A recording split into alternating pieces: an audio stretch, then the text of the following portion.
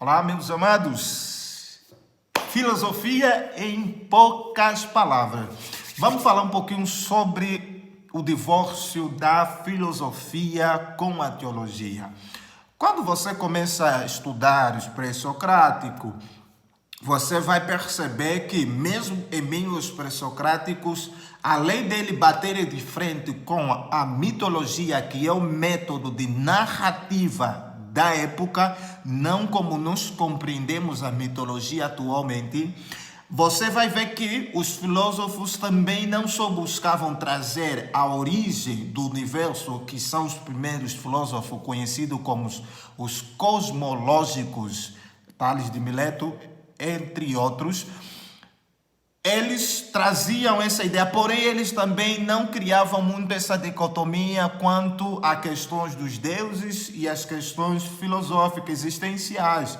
Boa parte deles bateram de frente mesmo com essas questões da mitologia, mas a maioria deles compreendia que existe a questão una e muitos deles não podemos considerá-los nem ateus, nem como também ateístas. Porém, eles apresentaram uma filosofia, uma crença quanto à existência da realidade, da origem do cosmos. Chegando já para o Sócrates, ele realmente traz-nos essa ideia da transcendência de um ser.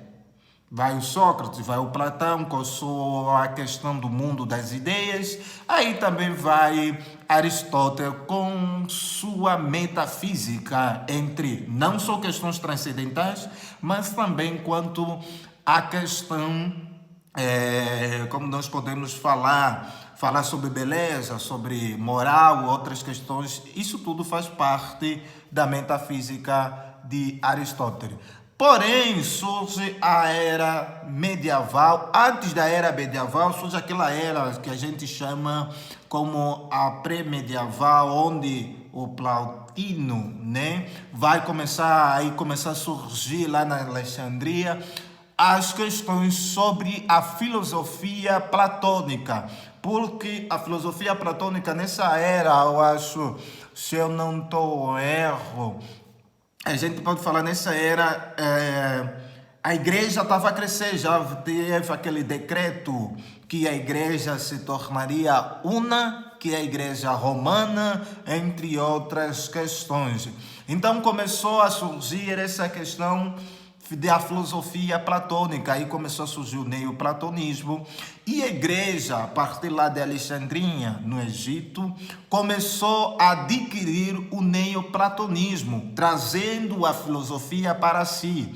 E a partir daí surge a Idade Medieval. Antes disso, nós temos Santo Agostinho, também um neoplatonista, nós temos, entre outros pais da igreja, que filosofaram, buscaram trazer as verdades cristãs, trazendo uma unidade com a filosofia secular, como assim podemos dizer, e o conceito teológico. Por isso nós temos os pais apologética, aqueles que saíam defendendo as questões filosóficas e outros.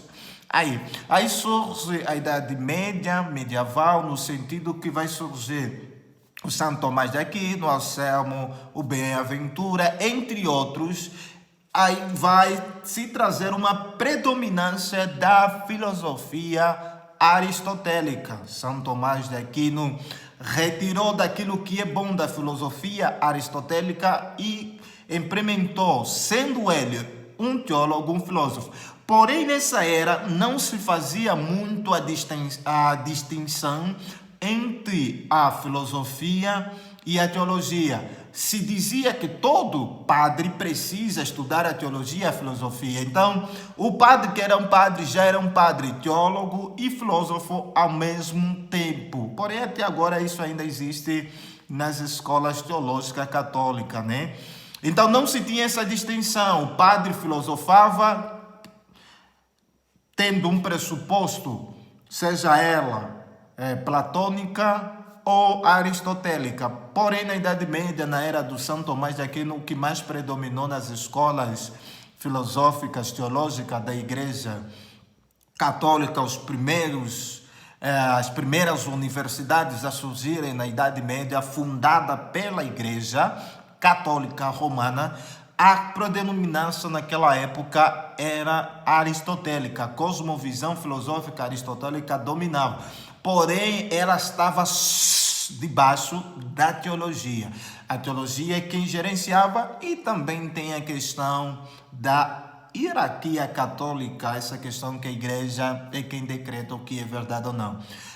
Terminando a Idade Média, vem a Reforma Protestante. De lá começa a se surgir a liberdade, que vai na França dar o surgimento do iluminismo. Porém, antes disso já tinha essas ideias com o renascentismo. Também quem dá os primeiros passos do renascentismo, não devemos se esquecer que também foram alguns cristãos. E o renascentismo nós podemos dividir ela no sentido teísta e no sentido ateísta. Aqueles que batiam de frente com a igreja, e tinha outros que usavam desse glamour para a glória da igreja. Por isso que nós temos essa cultura barroca nas igrejas católicas, aquela estrutura glamurosa. Isso começou a surgir bastante no movimento renascentista, e como aqueles belos quadros pintados, né, que nós temos lá em boa parte das paróquias católicas. Mas falando aqui na Idade Média, na Idade Iluminista, que surge o iluminismo, a era do iluminismo, assim podemos dizer, surge o René Descartes. O René Descartes, com seu conceito, tem um conteúdo que ele fala sobre os sistemas filosóficos. Aí também temos o Auguste Comte, né? Acho que falei bem. E esses iluministas que começaram a surgir nessa era, vamos lá dizer, do século XVIII, no final do século XVIII, se não estou em erro, eles começaram a criar um divórcio em várias áreas. E hoje nós estamos aqui na questão filosófica. E criou-se o divórcio principalmente com a obra do René Descartes, né? Aquela obra que ele vai apresentar os sistemas filosóficos. A partir de lá surge essa ideia que deve haver um divórcio da filosofia com a teologia, porque na Idade Média não se tinha esse divórcio. Quem fazia teologia ao mesmo tempo também estava a fazer filosofia. Quem fazia filosofia ao mesmo tempo também estava a fazer teologia. Então tinha-se esse diálogo, essa unidade. Não vamos negar que houve também alguns erros nessa era da Idade Média. Então essa obra de René Descartes, quanto à história comparada do sistema filosófico, esse artigo dele, ele vai apresentar uma ideia de criar o divórcio da teologia e juntamente também com a filosofia. Tem que se criar esse divórcio, não há uma unidade. Então, a partir de lá começou-se a surgir o divórcio. E esse divórcio não só simplesmente criou essa inimizade entre a teologia e a filosofia, como também influenciou bastante na morte da metafísica. Então, começou-se a sustentar-se mais com Auguste Comte, principalmente o pai do positivismo, a matéria, a razão, o racionalismo dominou bastante, o físico dominou bastante, esqueceu-se da metafísica, das questões transcendentais. Então, o iluminismo trouxe a dicotomia e isso reinou bastante. Mas, porém, a partir desse momento, começou a surgir-se no meio católico e no meio da Reforma Protestante indivíduos que começaram a estudar a filosofia. Dessa circunstância, principalmente com uma das escritas, né, de um dos papas católicos, ele vai trazer a ideia da filosofia cristã. Nesse conteúdo, o Papa delibera uma regra, um decreto que as escolas católicas deveriam se vincular na cosmovisão tomista de São Tomás de Aquino. São Tomás de Aquino sendo patrono, o santo da sabedoria, como é considerado por alguns também. E aí se decreta que as pessoas precisam voltar-se a estudar sobre a filosofia tomista. Foi nessa época desse decreto que também o Antônio Sertilange foi bastante influenciado para se voltar a estudar a filosofia, como também o Etienne Gelson, também um dos filósofos bem conhecido, católico tomista, começou a se estudar. E nesse decreto, o título tem se debatido bastante, porque foi escrito em latim, se é mesmo isso. O título tem a ideia da filosofia cristã. Então, a partir daí, começou a surgir o termo filosofia cristã e o termo filosofia pagã. Né? Mas lá na Idade Média já se tinha um pouquinho. Quando a igreja tomou conta do saber secular e do saber teológico também, não se tinha essa distinção. A partir do movimento escolástico, não se tinha essa distinção entre filosofia pagã e filosofia não pagã.